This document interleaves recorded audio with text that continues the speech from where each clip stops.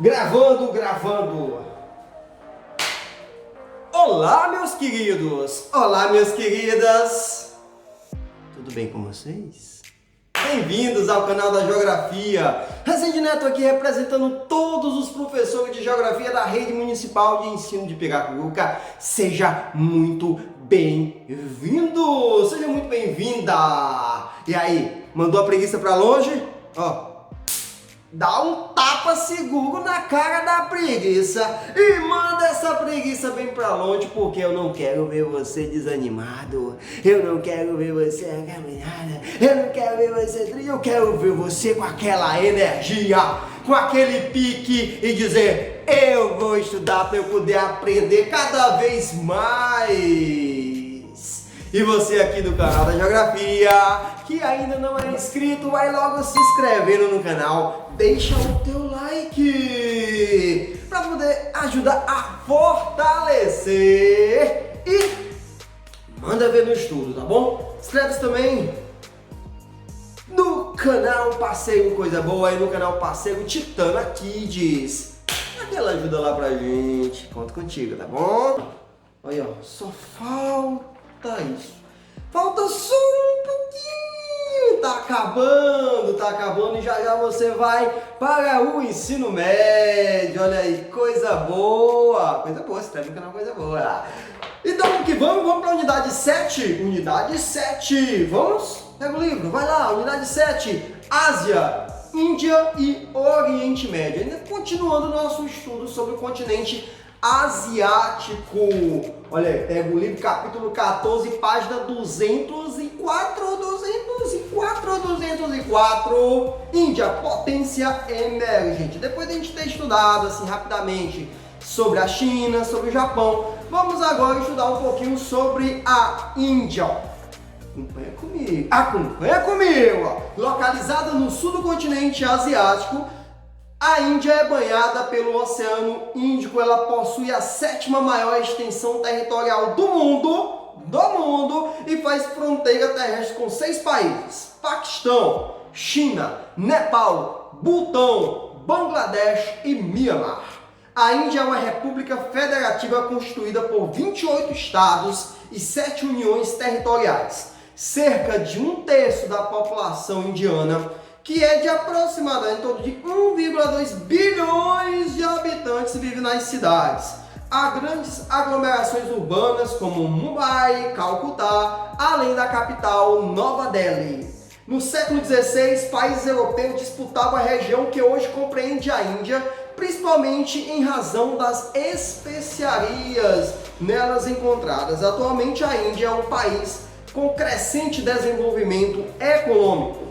O parque industrial indiano é diversificado, apesar disso, é a agricultura que ainda comanda na região onde a maior parte da população está empregada nesse sentido. Outro setor que vem crescendo globalmente é o de serviços, como empresas de telemarketing e de alta tecnologia. Apesar do desenvolvimento econômico e da tecnologia, a Índia ainda registra baixos índices sociais e grande parte da população, infelizmente, ainda vive na miséria, sem acesso a serviços essenciais como saneamento básico e saúde. O país também vive conflitos territoriais, como a questão da Caxemira com o Paquistão, que a gente vai falar daqui a pouquinho. Página 206, potência emergente. Página 206, potência emergente. Então, desde a década de 90, a Índia apresenta taxas elevadas de crescimento econômico, resultado de investimentos e do estabelecimento de acordos bilaterais entre escalas regional e global. O comércio é intenso e os principais parceiros são a China, o Japão e a Coreia do Sul. Características como potência emergente, a Índia forma, junto com o Brasil, Rússia, China e África do Sul, o chamado grupo conhecido como BRICS, né? Um grupo de países que se desenvolve economicamente. Então, outro fator que coloca a Índia em posição de destaque no cenário internacional é seu arsenal nuclear, desenvolvido no contexto das disputas territoriais com o Paquistão. Os dois países não são signatários do Tratado da Não Proliferação de Armas Nucleares. Na página 206, depois você dá uma olhadinha com todo carinho, falando dos BRICS, né? BRICS é um grupo de países, esses países que nós falamos, ó, B de Brasil, R de Rússia, I de Índia, C de China e S de África do Sul. É porque tá em inglês, é South Africa, né? Não sei nem se em inglês se pronuncia assim, mas é para você entender, certo? E esses países juntos, eles têm buscado uma aproximação em assuntos de interesse comum, como por exemplo aqui, ó, segurança alimentar, agricultura, energia, além de promover eventos que reúnem acadêmicos, empresários e representantes de cooperativas de seus países. Então são países que buscam cada vez mais crescerem mundialmente. Beleza? Página 208, ó, falando um pouquinho sobre empresas de alta tecnologia lá na Índia. Ó. Nas últimas décadas, a Índia conquistou o mercado de atividades ligadas à TI, né? A tecnologia da informação, que são atividades que utilizam a computação como meio de produção, transmissão, armazenamento e utilização de informações, como por exemplo a criação de softwares. Um dos fatores que contribui para essa expansão é o forte movimento do retorno ao país de jovens indianos que se especializaram, né? Foram estudar fora, se especializaram, então eles retornam e como eles têm mão de obra qualificada, eles acabam então contribuindo para o desenvolvimento nessa área de TI no seu país, no caso aqui a Índia.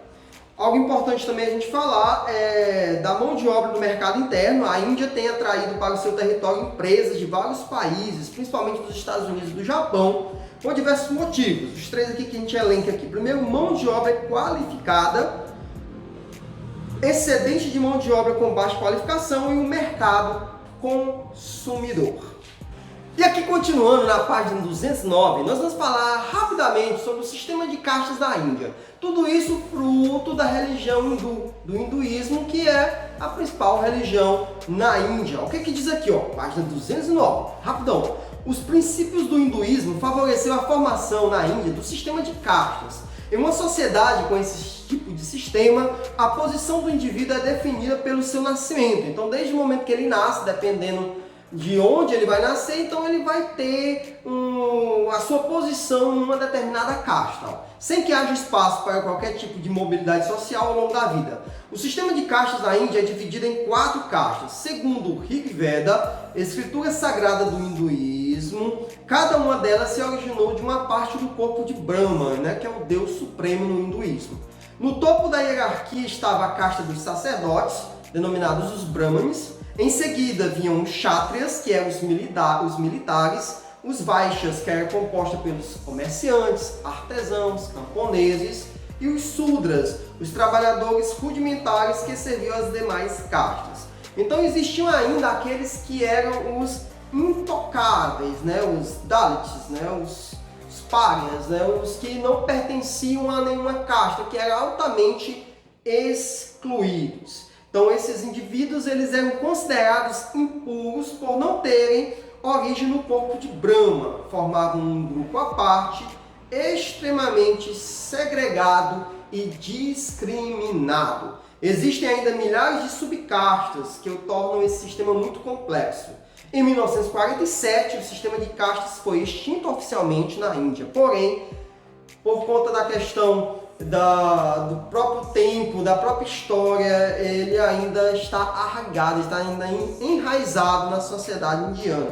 E os grupos excluídos continuam sendo vítimas do preconceito. Como forma de se libertar dessa realidade, muitos se converteram ao islamismo e ao budismo. População, página 210. Com 1,2 bilhão de habitantes, a Índia tem a segunda maior população do mundo, ela só perde para... Muito bem, para a China. Embora o crescimento demográfico esteja em declínio nos últimos anos, a ONU prevê que em 2030 a população desse país seja a maior do planeta, com 1,5 bilhão de pessoas. Então, mais da metade da população indiana se concentra no Vale do Rio Ganges, onde estão situadas algumas das maiores cidades do país, como Calcutá e Nova Delhi.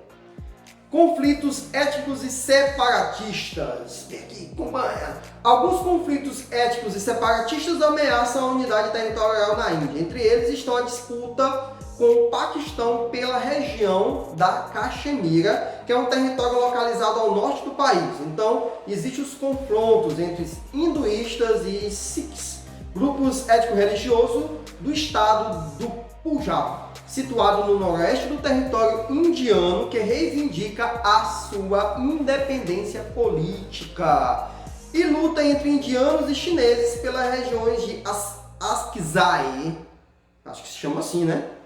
Akzai Chin, dominada pela China e reclamada pela Índia, e de Arunachal Pradesh, dominada pelos indianos e reivindicada pelos chineses. Então, com essa disputa pelo território da Caxemira, desde a sua independência, a Índia travou 3 guerras com o Paquistão, em 1947, em 1965 e 1999. Houve ainda uma guerra travada em 1971, quando a Índia apoiou a independência de Bangladesh. Beleza? Vamos fechar aqui no capítulo 15, página 212, com Oriente Médio, que é uma região super estratégica. Quando você fala em Oriente Médio, você lembra logo de quê? Eu particularmente me lembro logo de petróleo. Petróleo, que é um combustível fóssil de grande importância para a humanidade. Então, grandes países, para suas economias funcionárias, precisam sim do petróleo. Então, a região do Oriente Médio é o local no mundo que existe a maior quantidade de petróleo. O que diz aqui na página 212, ó.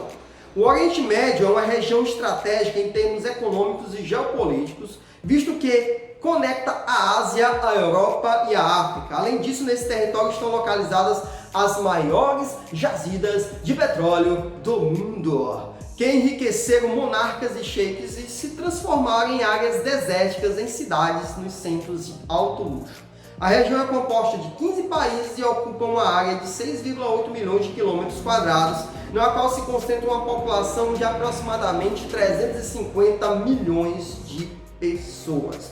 A maioria são árabes de religião muçulmana.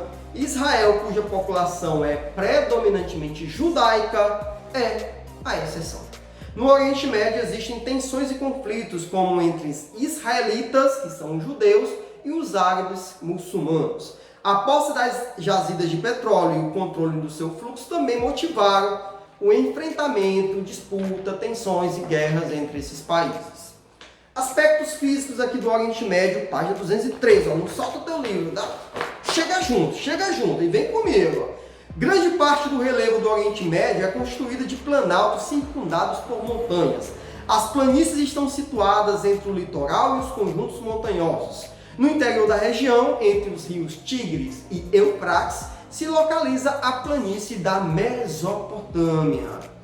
Em virtude do predomínio dos climas desérticos e semiáridos, os desertos marcam presença na maioria das paisagens do Oriente Médio.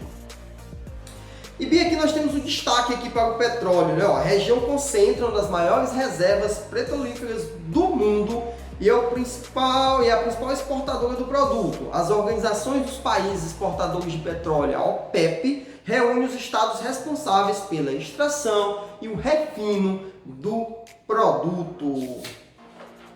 Vamos que vamos? Vamos que vamos! Vamos falar aqui de alguns conflitos. Depois você dá uma olhadinha aqui na parte 216, a riqueza do petróleo. E na 217 vem trazendo alguns conflitos no Oriente Médio. Como ele dá destaque aqui para a questão da Palestina. O conflito na Palestina teve origem com a criação do Estado de Israel em 1948. E a nação criada de um Estado árabe da região, como previu o plano de partilha da ONU em 1947. Com a criação do novo Estado de Israel, grande parte dos palestinos que ali viviam se refugiou na faixa de Gaza, na Jordânia, na Síria, no Líbano, no Iraque e no Egito. A proposta de criação do Estado de Israel foi aceita pela Assembleia Geral da ONU, mas ela foi rejeitada pelos árabes palestinos e por países próximos como o Egito, a Síria, o Iraque, o Líbano e a Jordânia. A partir de 1948, os conflitos se multiplicaram. As sucessivas derrotas árabes na Guerra da Partilha, na Guerra dos 6 Dias e na Guerra de Yom Kippur consolidar territorialmente Israel e dificultar a criação do Estado palestino. Então aqui nós temos aqui um quadro que vai mostrar essas guerras contra o Estado de Israel, que é a Guerra da Partilha, a Guerra dos 6 Dias e a Guerra de Yom Kippur. Então você pode observar aí, depois você dá uma olhadinha, tá? Com mais calma. Yom Kippur é um feriado judaico muito importante que eles celebram o Dia do Perdão, certo? E para finalizar aqui, pessoal, a gente vai falar desses conflitos e o petróleo, a Primavera Árabe e a Guerra Civil na Síria, tá? Na página 219, ano de escola, chega junto, tá? Então, os conflitos e o petróleo. Além dos conflitos na Palestina, há outros aspectos a considerar em relação ao Oriente Médio, tá? Cerca de 47% das reservas mundiais de petróleo, elas estão situadas nessa região. Principalmente aonde? Na Arábia Saudita, no Irã, no Iraque, nos Emirados Árabes Unidos e no Kuwait. Essa riqueza atraiu potências como França, Inglaterra, Estados Unidos, Rússia, que tinham a intenção de explorar essas jazidas. Então eles acabariam interferindo na política da região, gerando também conflitos. Então, a gente pode observar aqui uma cronologia da linha do tempo, que aí está no teu livro, tá? Desde 1947, desde a guerra entre os árabes e os judeus, que foi motivada pela criação do Estado de Israel, a guerra entre árabes e judeus pela posse do canal de Suez lá no Egito, depois a Guerra dos 6 Dias entre árabes e judeus, Guerra do Yom Kippur entre árabes e judeus, aí depois foi indo mais, Guerra do Irã e Iraque, Guerra do Golfo, Iraque e Kuwait, o início da invasão dos Estados Unidos no Afeganistão, que foi por volta do ano de 2001, invasão dos Estados Unidos ao Iraque, aí nós tivemos em 2010 a Primavera Árabe, 2011 início da Guerra Civil na Síria, é assunto que nós vamos tratar agora para encerrar esse vídeo, tá? Ó, Primavera Árabe, Guerra Civil na Síria. Em dezembro de 2010, acompanha comigo que é bem importante, tá? Em dezembro de 2010, uma série de manifestações e protestos contra regimes autoritários que controlavam a vida política de alguns países árabes no Oriente Médio, no norte da África, tomou conta das ruas. A internet e as redes sociais tiveram um importante papel nesse conjunto de manifestações que ficou conhecido como Primavera Árabe. Essas revoltas populares tiveram início lá na Tunísia, país africano, que derrubaram o governo do ditador Zine El Abidine Ben Ali em 2011.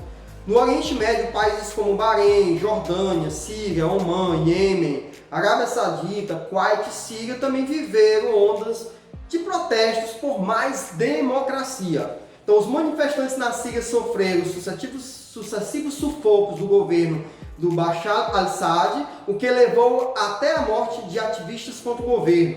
A violência no país cresceu e logo os grupos anti-governo começaram a pegar armas para expulsar forças oficiais instaladas no país. Então, no ano de 2012, falei aqui 2012, os enfrentamentos já estavam na capital Damasco, em Alepo, maior cidade da Síria. Conflitos que ainda perduraram até o ano de 2018.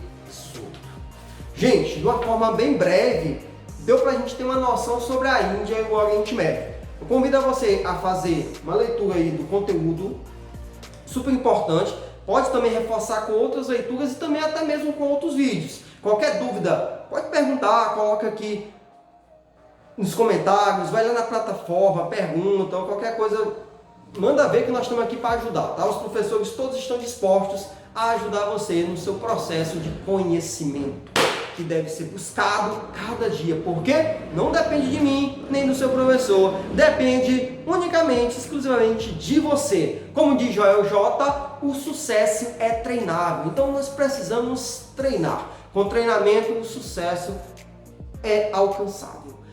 Ok, pessoal? Obrigado por você ter ficado até aqui. Não se esquece, se inscreve no canal se ainda não for inscrito, deixa teu like. A gente se vê na próxima. Tchau, tchau. Oi!